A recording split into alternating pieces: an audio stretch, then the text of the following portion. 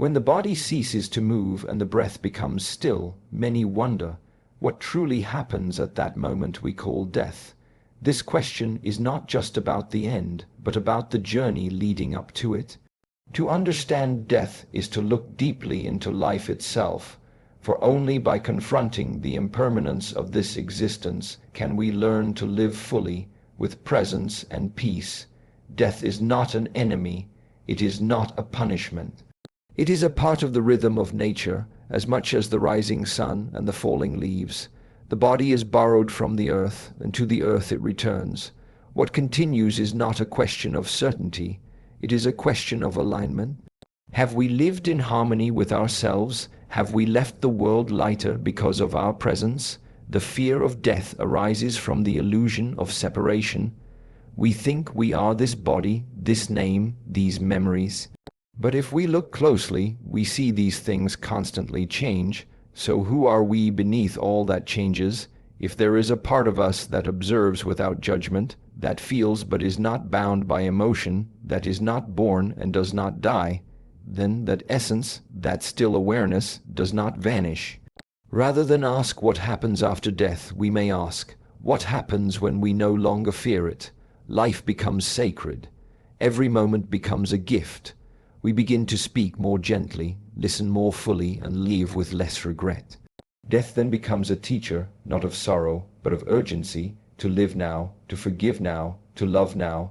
The wise do not wait until the final moment to think of death. They remember it daily, not in sadness, but in appreciation. For knowing it will come gives value to all that is here now. When the body breathes its last and the eyes no longer open, it may appear to the world that everything has ended. Yet what is visible to the eyes is not all there is to existence. Death, though final in appearance, is not an ending. It is a doorway, a passage into a form we cannot measure, into a space the mind cannot fully grasp. To understand death only through the lens of physical loss is to misunderstand life itself. Life is not confined to the body. The body is a vessel, a temporary container through which life expresses itself. When the container breaks, the essence does not disappear. It returns, it transforms. It moves beyond form. Look at nature. Leaves fall in autumn, but do they truly die? They become soil, they nourish the earth. The tree loses them, yet it stands ready for spring. The river flows into the ocean, not to vanish, but to join something vaster. Everything in nature teaches that nothing truly ends, it simply changes shape, function, or direction. So it is with us. That which observes your thoughts, that which feels your joy and your pain, it is not born when the body is born, and it does not end when the body ends. This awareness, this consciousness, is part of something continuous. It is not the prisoner of time. Death only closes the door of one room and opens the curtain to another. When fear arises at the thought of death, it is not death itself we fear. It is the unknown, but the unknown is not necessarily an enemy. It is simply a space beyond the limits of our current understanding, and there is deep wisdom in accepting what we cannot fully see, without needing to fight it or run from it.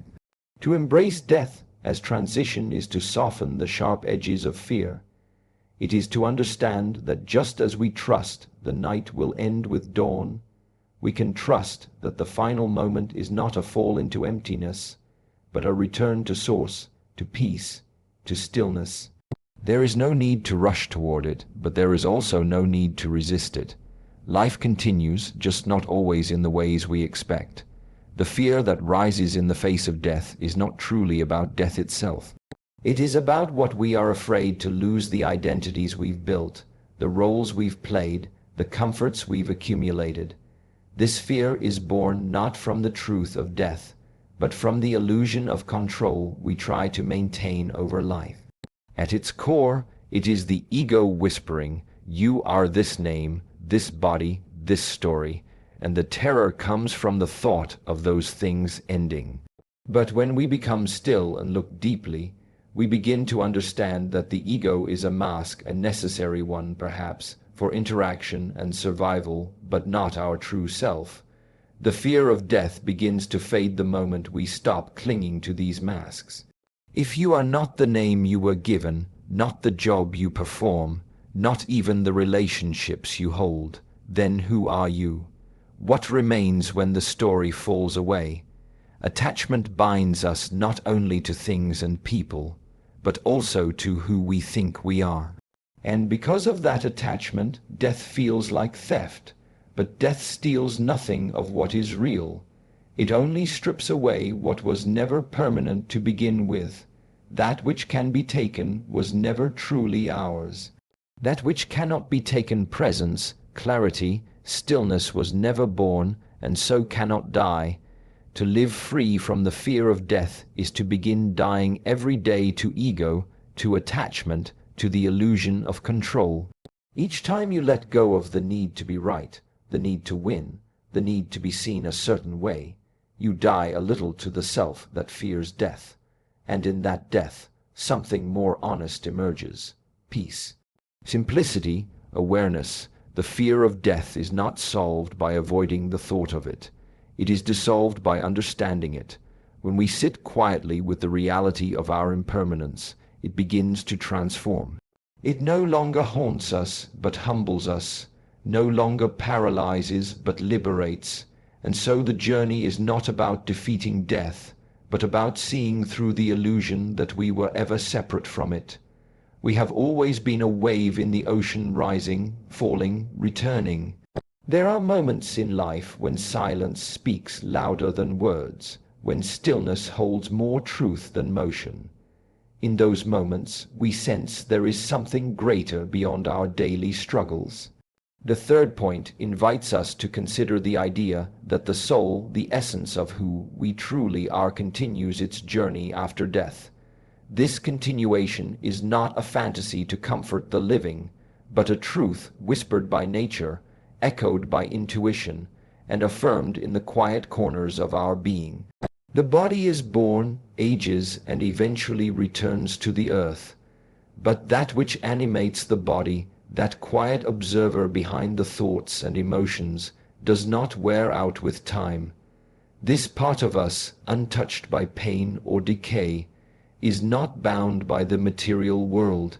And when the body falls away, the soul does not collapse with it. Instead, it moves on, shedding one layer to reveal another. Imagine a flame lighting another candle. The first does not lose its light, it simply shares it. The soul is similar. When it leaves the body, it does not vanish, it transforms, continuing its path through realms that the physical eye cannot see. We often measure reality only by what we can touch or prove, but what about love, memory, or intuition? They exist, yet remain beyond our grasp. The journey of the soul belongs to that same dimension, real, but invisible. In life, we carry lessons, relationships, and experiences that shape us.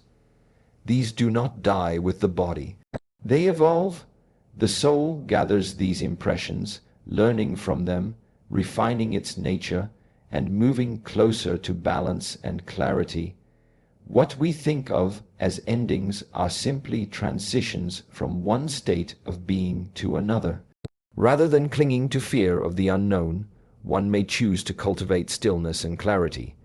With a calm mind and an open heart, the truth becomes easier to sense, that life is not a single chapter, but a vast book with many pages yet unread. Death is not the closing of that book, but the turning of a page, a quiet continuation of something already ancient and deeply alive within us. In this existence, we often find ourselves searching for purpose, direction, and clarity. Yet we rarely stop to realize that the very journey we are on is filled with signs, subtle, quiet guidance that speaks not to the ears, but to the heart. The fourth point reminds us that life is not random, and that our experiences, both joyful and painful, are not merely coincidences. They are aligned with a deeper wisdom, one that continues even after we leave this physical world. When a person passes away, we think of it as an ending. But what if, instead, it is a return to the source, the origin from which we came? In the stillness of meditation, or during the quiet moments just before sleep, we sometimes touch a space within us that feels eternal, unaffected by the passing of time. This space is not created by our thoughts, it exists beyond them. It is a remembrance of where we came from and where we are going. As long as we are alive, we are being prepared, not just for the world around us, but for the world within us. Every challenge we face, every person we meet, and every truth we discover is a part of that preparation. We grow not to accumulate achievements, but to understand the nature of our own mind, our own soul. That understanding is what we carry with us beyond this life.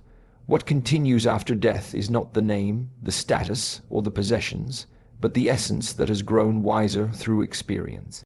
That essence is shaped by how deeply we have looked within, how patiently we have walked our path, and how compassionately we have treated others. The quiet work we do on ourselves echoes beyond the body, like the sound of a bell that continues to ring long after it is struck. So when death arrives, it is not a thief stealing something away. It is a gentle reminder that the journey goes on. It is not an interruption, but a transition. Those who live with awareness, who seek truth rather than comfort, will find that death holds no threat, only mystery. And in mystery, there is always the possibility of awakening. Each life is like a drop of water falling into a vast ocean, individual for a moment, yet destined to return to something far greater than itself. The fifth point is a call to understand that the boundary between life and death is not as solid as we believe. It is more like the horizon, visible, distant, but always moving with us. It is not the end, but a continuation in a different form. And to grasp this, one must not only look outward but inward, into the silence that lives beneath all activity. What carries on after death is not the physical body, nor the fleeting thoughts that chase each other in the mind. What remains is awareness, pure, unshaped, unbound awareness. It does not belong to us, yet we feel it within us. It watches the emotions rise and fall. It notices the breath enter and leave. It knows stillness even when surrounded by chaos. This awareness is what we are training ourselves to recognize throughout life, not to become someone, but to return to what we already are, beneath all roles and identities. In the quiet of contemplation, many begin to see that peace is not something to be found after death. It is something to be cultivated now. If one lives with tension, restlessness, and resistance, those patterns don't simply disappear at the final breath. They carry over. Like seeds, our habits and intentions continue to bear fruit. So the question is not what happens when we die, but what are we preparing ourselves for through the way we live? This is why discipline, mindfulness, and compassion are not just practices for daily living. They are preparations for the great transition. Each time we let go of anger instead of clinging to it, we move a little closer to freedom. Each time we forgive, each time we pause before reacting, each time we sit in stillness, we are practicing death. Not in a morbid way, but in a sacred one. We are learning how to surrender, how to release, how to return. So let life be the training ground. Let each moment become a chance to live with awareness, with softness, with presence. And then, when the final moment arrives, it will not come as a surprise. It will feel like walking through a door you've always known was there. A door that opens not to nothingness, but to truth. And so, when we contemplate what truly happens after we die, we are not merely chasing a mystery hidden behind the veil of the unknown. We are being called to live more fully now. Death is not meant to frighten us, but to awaken us. It is the final teacher, not of despair, but of clarity. Through silence, presence, and understanding, we begin to see that the end of this physical form is not the end of us. Rather, it is a return to the source from which we came. Just as breath enters and leaves, just as night follows day, life too continues in cycles gentle, eternal, and beyond grasp. If we live with intention, with compassion, and with awareness, we prepare ourselves to meet death not as an enemy, but as a quiet friend who invites us home. The true answer is not found in words or ideas, but in how we choose to walk the path of life with peace in our heart and surrender in our spirit.